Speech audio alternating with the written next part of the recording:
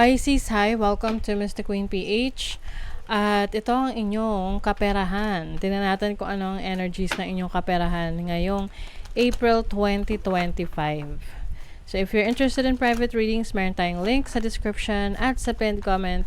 Paki-check nyo lang information kung paano mag-book for a private reading. And please subscribe to our channel to show your support. Like, share this video, at comment na rin kayo kung kayo ay naka-resonate.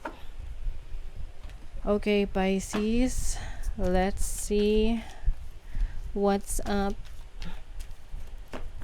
What's up?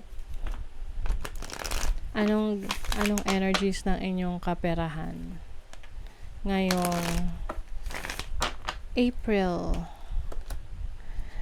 Desert. Ito yung pagiging resourceful. Oo. So, anumang challenge na kaharapin nyo financially or sa career, sa trabaho nyo, magagawa nyo siya ng paraan. Kasi, maabilidad. Oo. Kumbaga, yung efforts mo doon sa paggawa ng paraan sa isang challenge is magiging madali pa rin para sa'yo. Okay? Ito rin yung pagiging parang alert, no? Alerto ka sa mga nangyayari sa paligid mo.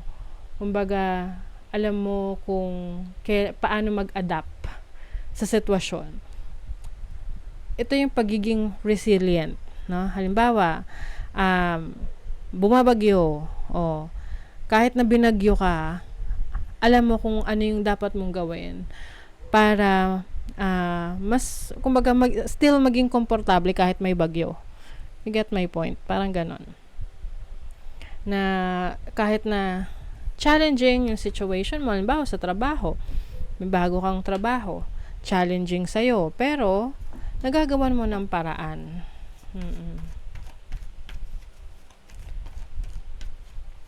Kumbaga, hindi ka papatinag. You are unshakable. You have sextile, opportunity. Merong window of opportunity na nag-open sa'yo. Some of you, maaring merong collaboration, working with others. Maaring merong partnership with someone pagdating sa business or if you are into creatives, maaring merong approach sa'yo for a collaboration. Mars is taking action. Meron kang strength to get things done, no? Kumbaga, pag sinet mo yung sarili mo dito sa kailangan mong ma-accomplish, hindi mo yun titigilan hanggat hindi mo natatapos. That is a superpower. Meron ka ring leadership role. So, tinan natin yung iba pang energy. So, iba sa inyo pwedeng may changes, no? May energy shift. Let's see. For Pisces, kaperahan. This is your overall energy, possible challenge, opportunity, blessing.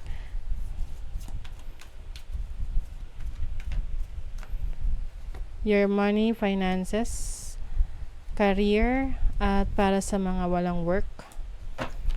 Okay, bottom of the deck. Ace of Wands, new beginnings, inspired action. Makes sense with Mars energy. Maaring merong bagong career, trabaho, or yung iba sa inyo may travel opportunities na maaring doon magsisimula yung ma-attract mo yung mga bagong pagkakakitaan. You also have the Hanged Man and the Ten of Wands. I think in the past, it's been hard for you, Pisces.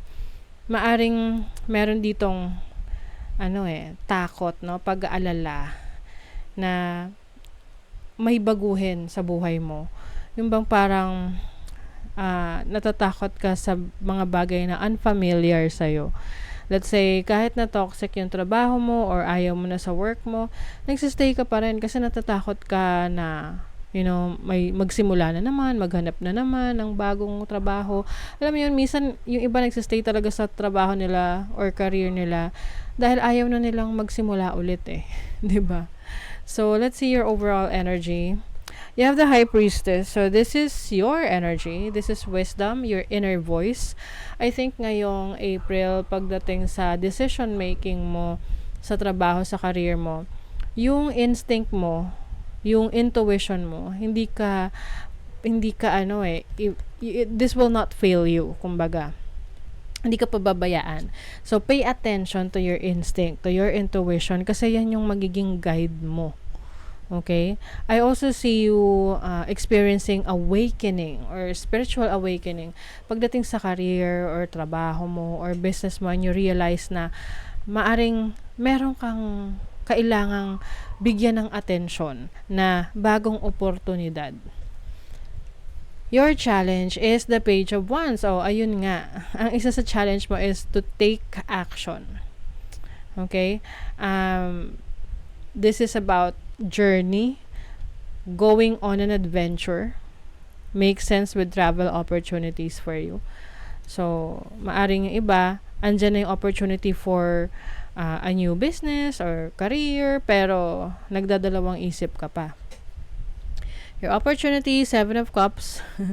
you have an opportunity to finally choose. Kasi pwedeng overwhelming yung sitwasyon mo ngayon. Like, for example, sabay-sabay sila na dumarating sa buhay mo.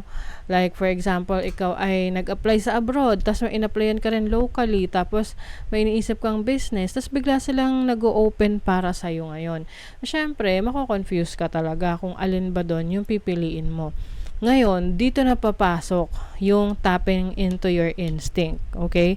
Kasi syempre, kailangan mong pumili. Dahil kung hindi, matatrap ka dito sa paghihintay, no? Sa paralysis of analysis.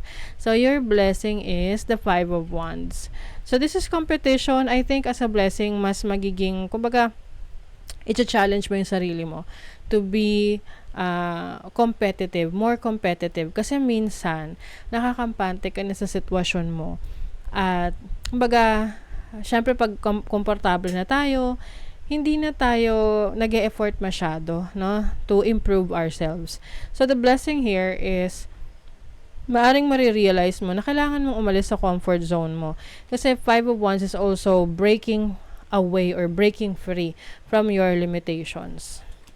Now, energy ng iyong kaperahan, the devil. So, maaring meron kang unhealthy habits pagdating sa pag-handle ng finances mo. Pwedeng yung iba sa inyo, you can be workaholic at hindi nyo na napapabayaan nyo na yung inyong kalusugan. Yung iba naman, this is about maaring pagdating sa pag-iipon, hindi ka ganun ka nag-iipon ng pera kasi mas inuuna mo kung ano yung mga bagay na nagsasatisfy ng iyong mga desires, no? Yung gusto mo lang. And then, for your career, you have the 2 of Swords. O, ayan na nga, may decision kang kailangang gawin sa trabaho mo. It's either leaving your job, leaving your career, or making a new, parang taking a new direction. And then, for those na walang work, you have the Page of Swords. Maaaring yung iba, curious kayo, no? Marami kayong inaaral or hahanap kayo ng work sa online, no? This is also being curious, being more ambitious. Maaring ngayon, nare-realize mo na importante na meron kang sarili mong pera. Kaya, naghahanap ka ng paraan para kumita. Yung iba rito, pwedeng mga online jobs, no? But, I think, ang kailangan nyo rin i-consider is yung mas stable na source of income. Okay. Uy, may reward. Oh. Your hard work is paying off. So, you are also gaining attention sa community mo. Lahat ng in-effortan mo, trinabaho mo, you're going to get the rewards or the fruits of your labor. O, diba? Meron kang swerte. Things are turning in your favor. And also, treat yourself rin daw with proper care. Ayan, nagbabago na rin yung pananaw mo pagdating sa pera. So, mas na-challenge ka ngayon kung paano mo mai-improve ang iyong finances ngayong April. The wisdom and messages of the divine are within you. Yes. Mas matured ka na ngayon, mas wiser when it comes to handling your career. Pay attention to your dream time. Messages of guidance are drifting in. Yung ba sa inyo, merong mga important messages doon sa panaginip ninyo, no? So pay attention to that. The time is right to access and master your abilities. Do so with humility and control. Yes, you are discovering yourself. Meron ka din na-discover na kakayanan na pwede mo pang maging source of income. Okay, so that is your reading, Pisces. Thank you so much. See you again.